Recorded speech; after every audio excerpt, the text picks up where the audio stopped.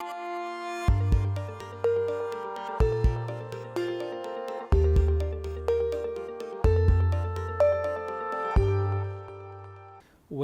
I am a senior advocate, and I've been a lawyer for many years and a senior advocate since '96.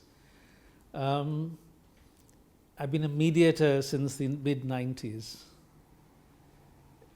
The reason I mediate is I think that where mediation can work, it's a much better way to resolve dispute.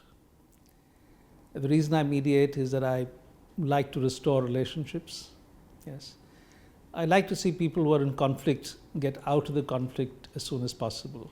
Yes. And I think I like to help them find solutions.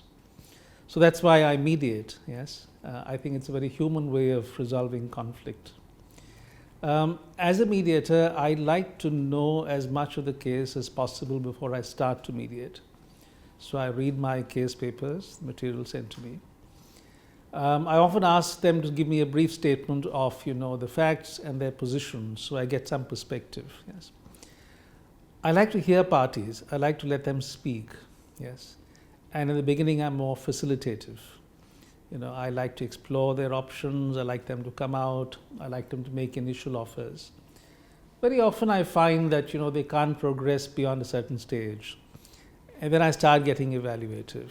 Because I'm a senior lawyer, I can give them a little bit of a lowdown on, what the problems are with their case. I do it gently, but, quite I think, accurately.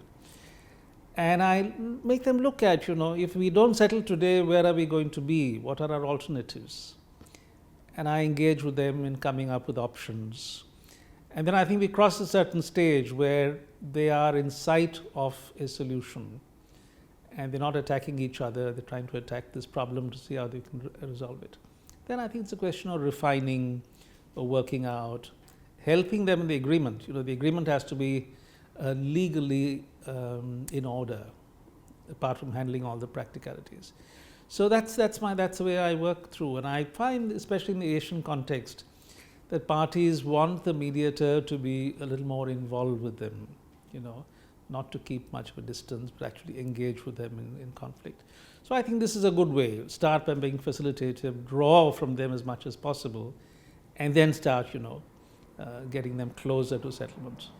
I think it is eminently suitable for international commercial disputes because you have people from different countries who are at loggerheads. Yes, put them in an adversarial setting, and then they can fight things out in their home courts. They will have issues of choice of jurisdiction, choice of law. They will fight over which courts to go to. And enforcement can be very difficult. Yes. At the same time, most of these are collaborations. They got together because they want to work on some project, on some business, on some industry. It doesn't make sense for them to keep fighting. These are people who are in business for business. They're not in the business of litigation. Yes? So you offer them something where they can quickly come to a solution. Maybe they head off too big a problem, yes, and they have no issues about enforcement, and they have quick remedies. So I think it works very well. What they need to have and be secure about is neutrality in the way mediation is offered. You tell a party in one country, we will subject you to the mediation of the other party, yes, of the country of the other party. He's not going to accept it so happily.